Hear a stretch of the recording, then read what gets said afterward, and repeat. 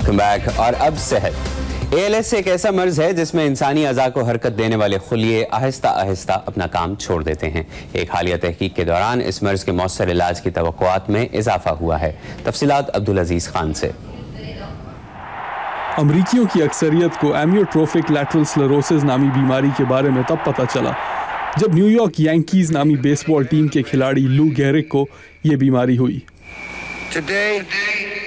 I consider myself the luckiest man on the face of the earth. 1939 میں جب انہیں اس بیماری کا علم ہوا تو انہوں نے کھیلنے سے انکار کر دیا. اسی وجہ سے یہ بیماری آج لو گیرکس ڈیزیز کے نام سے جانی جاتی ہے. اس بیماری میں جسم کے اعصابی خلیے جو پٹھوں کو حرکت کرنے کی ہدایت دیتے ہیں ناکارہ ہو جاتے ہیں. شروع میں انسان لڑکھڑاتا ہے، پھر پٹھے کھچنے کی شکایت کرنے لگتا ہے، پھر جسم کے کچھ مخصوص حصوں میں کمزوری کے بعد بات کرنے کی صلاحیت بھی ختم ہو جاتی ہے. ALS کے مریض اپنے ہاتھ پیر ہلانے کی صلاحیت کھو دیتے ہیں. ڈاکٹر ٹیپو صدیق نے نارتھ ویسٹرن یونیورسٹی کی ایک ریسرچ ٹیم کی قیادت کی. وہ کہتے ہیں کہ جیسے جیسے مرض آگے بڑھتا ہے مریض اپنے ہی جسم میں قید ہو جاتا ہے. نہ وہ نگل سکتا ہے اور نہ ہی بات کرنے یا سانس لینے کے قابل ہوتا ہے. ایک انسانی نقطہ نظر سے خطرناک ہونے کے ساتھ ساتھ یہ بہت بے بسی کی کیفیت ہوتی ہے. ALS کے مریض بیماری کے 2 سے 5 سال تک ہی زندہ رہ پاتے ہیں، مگر نارتھ ویسٹرن یونیورسٹی میں ایک ریسرچ ٹیم نے حال ہی میں اس مرض کے علاج میں پیش رفت کی اطلاع دی ہے. امریکہ اور کینیڈا سے تعلق رکھنے والے ان ماہرین نے اس مرض میں مبتلا خاندانوں میں ایسی جینیاتی خصوصیات دریافت کی ہیں جو یکساں نوعیت کی تھیں. اس بیماری کی ذمہ دار ایک ایسی جین ہو سکتی ہے جسے اوبیکیولن 2 کہا جاتا ہے. عام طور پر یہ جین ان پروٹینز کو درست رکھتی ہے جو ذہن اور ریڑھ کی ہڈی کو صحت مند رکھنے کے ذمہ دار ہوتے ہیں، مگر ALS کے مریضوں میں یہ جین ٹوٹ جاتی ہے اور پروٹین کی مرمت کا کام رک جاتا ہے. ڈاکٹر صدیق کا کہنا ہے کہ یہ دریافت آنے والے دنوں میں اس مرض کا علاج تلاش کرنے میں مرکزی کردار ادا کر سکتی ہے. ہمیں معلوم ہوا کہ یہ بیماری اثر انداز کیسے ہوتی ہے. اس کے اثر انداز ہونے کے مرحلے کو سمجھنا سب سے اہم تھا. یہ سیل کیوں بیمار ہوتے ہیں، اپنا کام کرنا کیوں چھوڑتے ہیں، یہ وہ سوالات تھے جن کے جواب اس بیماری کے علاج کے لیے درکار تھے. سالزمن خاندان نے اس بیماری کے اثرات کو قریب سے محسوس کیا ہے اور وہ اس تحقیق میں بھی شامل رہے ہیں. جوانا سالزمن نے اس مرض کے ہاتھوں جو رشتہ دار کھوئے ان میں شامل ہیں ان کی والدہ، والد، 2 پھوپھیاں اور ایک بیٹا. اب انہیں اپنے پوتوں کی فکر ہے. ان کا خاندان مسلسل یہی دعا کر رہا ہے کہ ڈاکٹر صدیق کو اس مرض کا علاج تلاش کرنے میں بھی کامیابی ہوگی. میلنڈا اسمتھ کے ساتھ عبدالعزیز خان، اردو VOA. کینسر ایک ایسا مرض ہے جس میں مبتلا افراد کو صحتیابی کے بعد بھی کئی چیلنجز کا سامنا کرنا پڑتا ہے، لیکن حالیہ برسوں میں طبی شعبے میں ترقی کینسر کے مریضوں کی مشکلات کم کرنے میں مدد کر رہی ہے. مریض کی زندگی کے دورانیے میں اضافے اور اس کی تکالیف میں کمی کے طریقوں کو ہیوسٹن میں منعقد ہونے والی ایک کانفرنس کا موضوع بنایا گیا. تفصیلات مدیحہ انور کی اس رپورٹ میں. ڈاکٹر ونسنٹ ولیرو کینسر اسپیشلسٹ ہیں جنہوں نے کانفرنس کے ہسپانوی زبان کے سیشن کے دوران کینسر کے علاج اور دوبارہ کینسر سے بچاؤ کے حوالے سے معلومات فراہم کی. اس نشست میں لوگ جاننا چاہتے ہیں کہ کیا کینسر کے حوالے سے ان کا جو علاج کیا جا رہا ہے وہ درست ہے یا نہیں.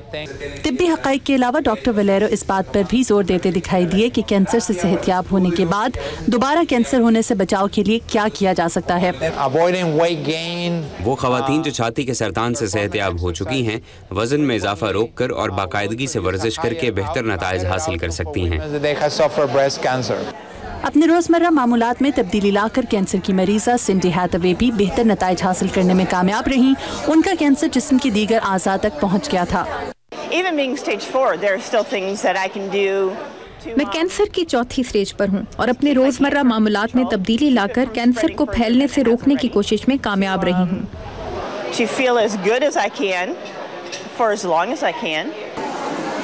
اس کانفرنس میں شرکا کو نہ صرف کینسر کے علاج میں جدید پیش رفت کے بارے میں آگاہ کیا گیا بلکہ یہاں انہیں آپس میں بات چیت کرنے کا موقع بھی ملا. طب کے موضوع پر لکھنے والے اینڈریو شور میں 1996 میں لوکیمیا کی تشخیص کی گئی تھی. بعد میں وہ اسی حوالے سے ایک طبی تحقیق کا حصہ بھی بنے. مجھے اس تحقیق کا حصہ بننے سے وہ ادویات 10 سال پہلے ہی استعمال کرنے کا موقع ملا جنہیں اب منظور کیا گیا ہے۔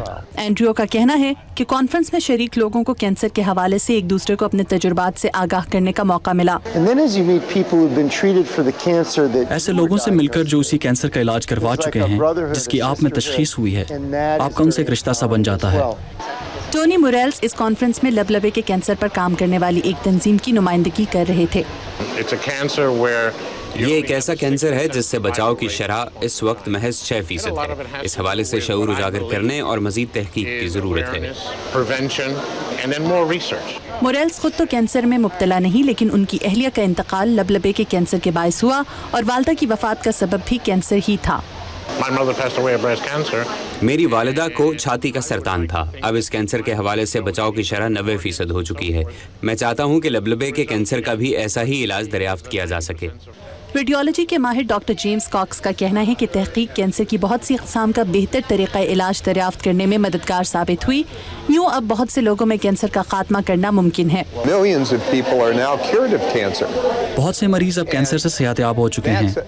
یہ ایک پیغام ہے کہ ہاں، کینسر ایک بیماری ہے لیکن اس کا علاج ممکن ہے۔ ڈاکٹر جیمز کاکس کہتے ہیں کہ سگریٹ نوشی سے پرہیز، سادہ خوراک اور ورزش کو معمول بنا کر بھی لوگ کسی حد تک اپنے آپ کو کینسر سے دور رکھ سکتے ہیں۔ گریگ فلیکس کے ساتھ مدیحہ انور، اردو VOA۔ آج کے لیے بس اتنا ہی۔ آج کے شو میں شامل رپورٹس کے بارے میں آپ ہمیں فیس بک کے ذریعے اپنی رائے سے آگاہ کر سکتے ہیں۔ ہمارا یوزر نیم ہے VOA اردو۔ اس کے علاوہ تازہ ترین خبروں کے لیے آپ ہماری ویب سائٹ urduvoa.com پر لاگ آن کر سکتے ہیں، جہاں حالات حاضرہ سمیت زندگی کے مختلف شعبوں کے بارے میں ویڈیو رپورٹس اور مضامین موجود ہیں۔ اب اجازت دیجیے، اللہ حافظ۔